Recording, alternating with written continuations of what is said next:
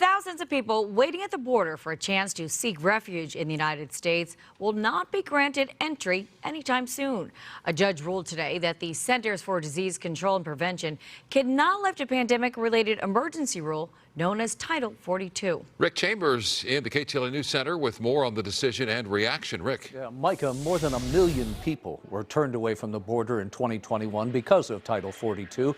But now, as COVID cases and the severity of those cases has dropped dramatically, the White House is urging an end to 42, which will likely mean big numbers again at the border. They were brought in this weekend to patrol the Rio Grande River and its banks. Dozens of Texas state troopers and National Guardsmen on hand just in case Title 42 was lifted Monday.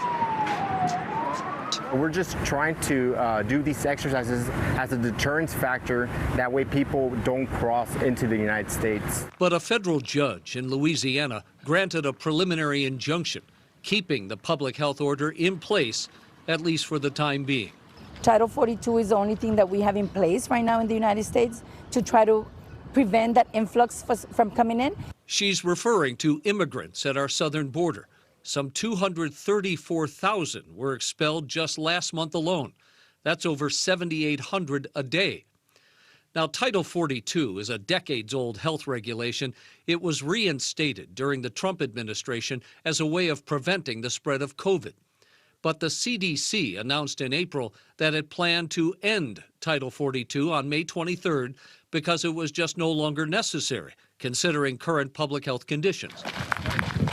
That announcement, though, triggered yet another surge at the border, which is troubling to local city leaders there. We're asking the judge, we're asking anybody that has anything to do with making this decision that please, it needs to stay. And it will, at least until the Department of Justice appeals the decision. The Biden administration, though, admits that more people will make the journey to the Mexico border when that policy ends, and says it's planning on increasing personnel when that happens. And keep in mind that the government's own predictions show that border crossings could double or triple to as much as 15,000 to 18,000 a day.